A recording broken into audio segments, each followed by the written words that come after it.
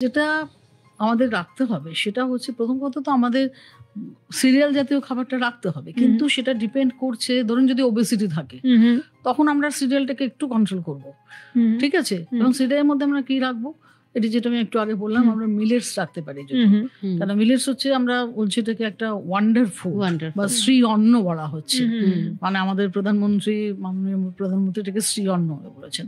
এবং মিলেটস নিয়ে আমরা গত 2-1 বছরই প্রচুর কাজও করেছি। তো আমরা মিলেটস এর উপাদান রাখতে পারি, কোনো প্রিপারেশন রাখতে পারি। এছাড়া আমাদের ডালটা রাখতে পারো।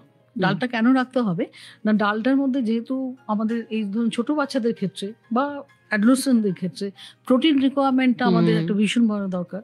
তো এখন যদিও প্রোটিনের রিকোয়ারমেন্ট অ্যাডাল্টদের ক্ষেত্রে একটু কমানো হয়েছে, আগে এটা ছিল 1 gram per KG of ideal body weight, এবং বাচ্চাদের ক্ষেত্রে সেটা কিন্তু আরো বেশি।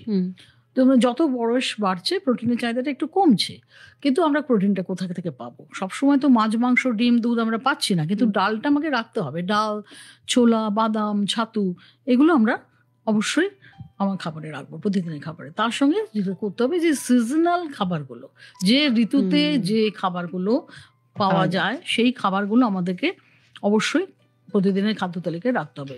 অর্থাৎ দেখুন এখন যেমন এই সময় এখন প্রচুর পরিমাণে পুঁই শাক, নোটে শাক এগুলো উঠেছে। এই পুঁই শাক এবং নোটে শাক এবং আরো আজকাল বাজারে পাওয়া যাচ্ছে সজনের শাক, যেটাকে আমরা খুব করে বলি, মানে একটু বিদেশি নকল করে বলি মোরিঙ্গা। তো মোরিঙ্গা পাউডার আমার মানে বাইরে থেকে কিনে খাওয়ার 3000 টাকা কৌটো কিনে খাওয়ার কোনো দরকার নেই। আমার বাড়ির আশেপাশেই আমরা বাড়ির আশেপাশে পাই, নাহলে একটু জায়গা থাকলে একটা গাছ পুঁতেও দিতে পারি। তো এই যে শাকগুলো, এই শাকগুলো প্রত্যেকটা শাকের মধ্যে যে এসেনশিয়াল মাইক্রোনিউট্রিয়েন্ট আমরা বলছি, আমাদের শরীরে কিন্তু দরকার। ম্যাক্রোনিউট্রিয়েন্ট হচ্ছে কার্বোহাইড্রেট, প্রোটিন, ফ্যাট, এবং মাইক্রোনিউট্রিয়েন্ট হচ্ছে সমস্ত রকম ভিটামিনস, মিনারেলস এবং জল। তো আমরা এই ম্যাক্রোনিউট্রিয়েন্টস গুলো যেমন পাচ্ছি, আর এই শাকসবজি বা ফল আমাদের দিচ্ছে মূলত মাইক্রোনিউট্রিয়েন্ট। অর্থাৎ এটা থেকে আমরা পাচ্ছি কি ভাইটামিন, যেগুলো হলুদ এবং গাঢ় সবুজ বা হলুদ রঙের, কমলা রঙের, সেটা থেকে পাচ্ছি ভিটামিন এ, এবং এছাড়াও আমরা বি কমপ্লেক্স পাচ্ছি, আমরা প্রচুর পরিমাণে ভিটামিন সি পাচ্ছি, এবং সব থেকে দরকারি যেটা হচ্ছে ফাইবার, সেটাও আমরা পাচ্ছি। এবং এর মধ্যে অনেক কতগুলো জিনিস আছে যেগুলোকে আমরা বলছি ফাইটোকেমিক্যালস বা ফুড কালার, যেগুলো ন্যাচারাল কালার, মানে কালার মানে কিন্তু বাইরে থেকে অ্যাড করা কালার না, প্রাকৃতিক রং। আমরা প্রাকৃতিক রং, যেমন ধরুন পেঁপে, আম, এগুলো কমলা কেন রং হচ্ছে না, এর মধ্যে প্রচুর পরিমাণে বিটা ক্যারোটিন রয়েছে। হ্যাঁ, তো আবার কিছু ভেজিটেবলের ক্ষেত্রে আমরা একই দেখছি, গাজর, বিট, গাজরের মধ্যে আমরা প্রচুর বিটা ক্যারোটিন পাচ্ছি, যেটা আমাদের শরীরে গিয়ে ভিটামিন এ তে রূপান্তরিত হচ্ছে। তো যাই হোক, আর ধরুন আমরা কমলা লেবু, মুসাম্বি, এগুলো থেকে আমরা প্রচুর, আমলকি, পেয়ারা এখন প্রচুর উঠেছে, এর থেকে প্রচুর পরিমাণে আমরা ভিটামিন সি পাচ্ছি। এবং এই প্রত্যেকটা যে ফল, সবজি, এগুলো কিন্তু আমাদের শরীরে বিশেষ বিশেষ কাজ আছে।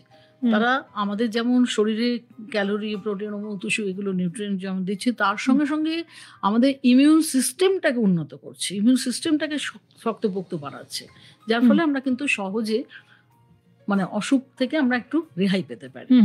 ঠিক আছে, তাহলে এইগুলো আমাদের দিতে হবে। এর মধ্যে আরেকটু আমি যোগ করতে চাই, এর সঙ্গে কিন্তু আমাদের থাকবে দুধ বা দই। আচ্ছা, আমরা অ্যাটলিস্ট 300 ml আমরা দই রাখতে পারি, আমরা দুধ রাখতে পারি, বা দুধের থেকে তৈরি কোনো খাবার রাখতে পারি। এবং তাহলে আমার একটা কমপ্লিট প্লেট, মানে তার মধ্যে সমস্ত উপাদান, যেটা আমরা পরে ছবি দেখাচ্ছি, যে সমস্ত উপাদানগুলো আমার থাকবে, খাদ্যের উপাদানগুলো।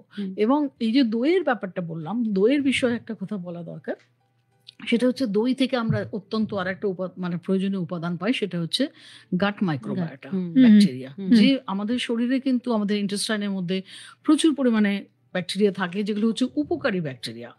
এবং এই উপকারী ব্যাকটেরিয়া কিন্তু এখন বর্তমানে যেটা প্রমাণিত নানা বৈজ্ঞানিক পরীক্ষাতে, যে উপকারী ব্যাকটেরিয়াগুলো কিন্তু আমাদের শারীরবৃত্তীয় নানা কাজকর্মকে কন্ট্রোল করে বা নিয়ন্ত্রণ করে, এবং এরা আমাদের শরীরে অনেক অসুখও প্রতিরোধ করে। এবং আরেকটা জিনিস, সেটা এখন হচ্ছে যে গাট ব্রেন অ্যাক্সিস বলছে, অর্থাৎ আপনার চিন্তা ভাবনা বা এখানে ডায়াবেটিস প্রতিরোধ করছে, কিছু কিছু ক্যান্সার প্রতিরোধ করছে। সুতরাং সেই আমাকে দইটা এমন ভাবে করতে হবে যাতে আমি গাট মাইক্রোবায়োটা পাই তার থেকে। এবং আরো কিছু জিনিস আছে যেখান থেকে আমি ব্যাকটেরিয়া পেতে পারি, তার মধ্যে একটা হচ্ছে পান্তা ভাত। হ্যাঁ, বাসি রুটি এগুলোর আচ্ছা। মধ্যে থেকেও কিন্তু আমরা উপকারী ব্যাকটেরিয়াগুলো পাই। এছাড়া সাউথ ইন্ডিয়ান যে সমস্ত আমরা ফার্মেন্টেড খাবার যেগুলোকে বলি, আচ্ছা। কাঞ্জি বা কাঞ্জি বা হুম, হুম, আমার হুম। ধোসা, ধোসা, ইডলি, হুম। এগুলো বা আমাদের যে পুরনো অনেকগুলো পিঠে আছে যেগুলো আমরা হ্যাঁ, মানে আগের Exactly. দিনকে করে চাপা দিয়ে রেখে দিই, পরের বাসি দিনকে খাই, পিঠে, বাসি বাসি পিঠে। পিঠে। সেগুলোর মধ্যে কিন্তু এই ব্যাকটেরিয়াগুলো আমরা পেয়ে থাকি। আচ্ছা। এছাড়া বাজারে কিন্তু এখন প্রোবায়োটিক দই অ্যাভেলেবল পাওয়া যাচ্ছে। তো বাড়িতে যখন আমরা দইটা পাতি, বাড়িতেও আমরা দই পাতি, কিন্তু বাড়িতে যখন আমি দই পাতি সেখানে তার যে ব্যাকটেরিয়াল কাউন্টটা সেটা কিন্তু আমরা ঠিক মতো নির্ধারণ করতে পারি না, আমাদের সেই সিস্টেম নেই বাড়িতে। কিন্তু প্রোবায়োটিক প্রোডাক্ট যদি আমি কিনি, ভালো দোকান থেকে যদি কিনি বা অনেকগুলো ডেয়ারি তারা বার করেছেন, সেক্ষেত্রে আমার মনে হয় না কোনো অসুবিধা আছে বলে।